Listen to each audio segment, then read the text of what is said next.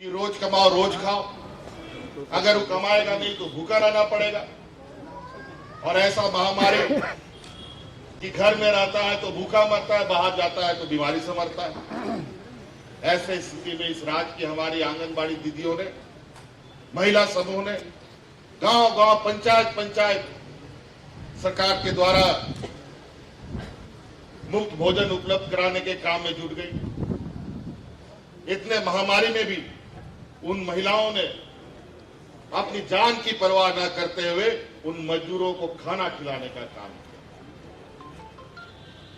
मानो जैसा अपने बच्चे को मां पालती है, किसी को भी हम लोगों ने मरने नहीं दिया। ये मंजर था। कई ऐसी चुनौतियां हमारे सामने आई, अभी भी चुनौती है, सुखाड़ की स्थिति पूरे राज्य में है, लेकिन उस चुनौती को भी हम लोगों ने मजबूती से लड़ने का संकल्प लिया है। और आज देखिए 20 साल के या झारखंड के इतिहास में कभी आपने देखा कि गांव गांव पंचायत पंचायत में जहां पदाधिकारी जाने से कतराते थे, वहां पर पदाधिकारी लैपटॉप लेके, फोटोकॉपी मशीन लेके शिविर लगा लगा करके लोगों का काम करता हो? वो एक उदाहरण हमको बता दो आप लोग। और आज 2021 से कई शिविरों का आयोजन हुआ। अभी कल ही एक शिविर का समापन हुआ। गांव गांव में पंचायत पंचायत में लोग, पदाधिकारी कोई ट्रैक्टर से जा रहा है, कोई मोटरसाइकिल से जा रहा है, कोई गाड़ी से जा रहा है और जाकर के शिविर लगा रहा है। क्योंकि हम लोगों ने कर्मचारियों का मनोबल को भी ऊंचा किया और उसका नतीजा ये हुआ कि लाखों की संख्या में हमें आवेदन मिले समस्याओं का। इस शिविर में लगभग 55-60 लाख आवेदन हमें मिला। और खुशी की बात यह है कि इन आवेदनों में से लगभग 40 लाख आवेदन उन्हीं शिविरों में उनका समाधान कर दिया गया। तो बताइए, ग्रामीण क्षेत्र में इतनी समस्या। आज बूढ़ा बुजुर्ग के लिए पेंशन की बात हो, आज जिस जंग को आदरणीय गुरुजी ने जीता, अलग राज्य हमें यहां दिलाया, आज उसी गुरुजी के सुपुत्र ने इस राज्य को 1932 का भी ध्यान देने का गौरव है हमारे लिए।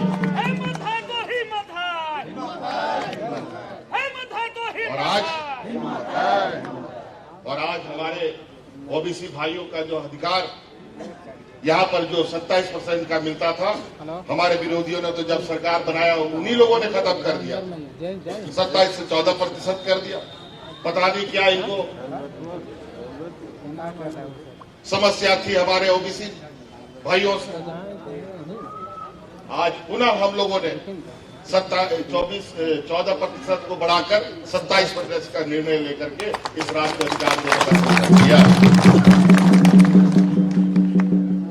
तो कई ऐसी चीजें आज इस राज्य को समग्र विकास वही कर सकता है जो इस राज्य भावनाओं, इस राज्य के मूलवासी आदिवासी की भावनाओं को, यहाँ मजदूरों की भावनाओं को समझता हूं। और शायद मैं समझता हूं इस राज्य की भावनाओं को जितना झारखंड मुक्ति मोर्चा समझ सकता है, कोई और दूसरा नहीं समझता। इसलिए साथी, अभी और भी हमारी बैठक है। कुछ षड्यंत्रकारी पनडुब्बी सब पानी से बाहर निकलने का कोशिश कर रहा है। उस षड्यंत्र को अभी नाकाम करने के लिए भी हम लोग तैयारी कर रहे हैं। और इस बात को अब आप लोगों को जवाब देना है, ये अब इस राज्य में ये षड्यंत्रकारियों का राज चलेगा कि यहाँ के मूलवासी आदिवासियों का राज?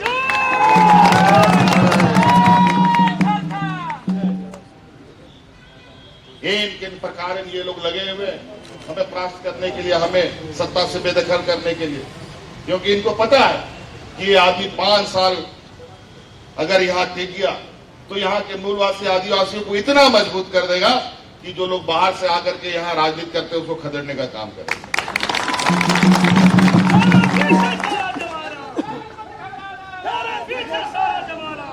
आप लोग खड़े रहिए, आप लोग डटे रहिए, मैं इन सब को एक एक करके देख लूंगा।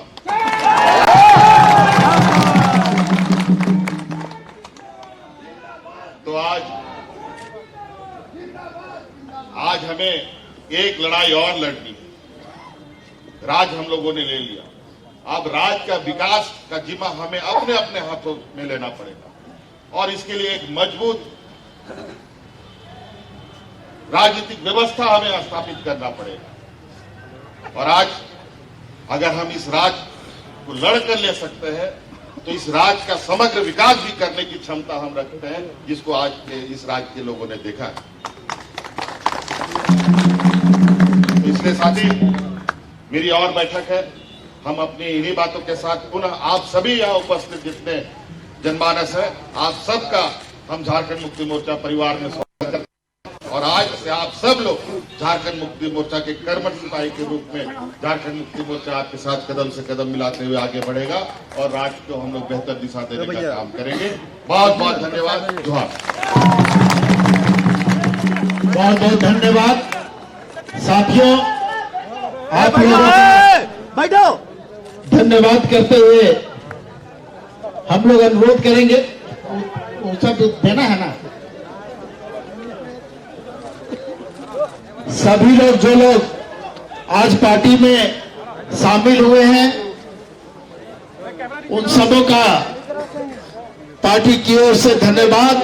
सबको जोहार।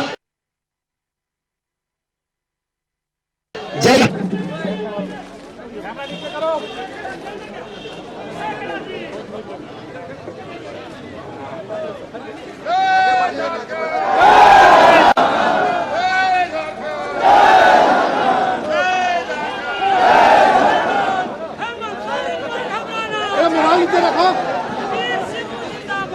Hello hello,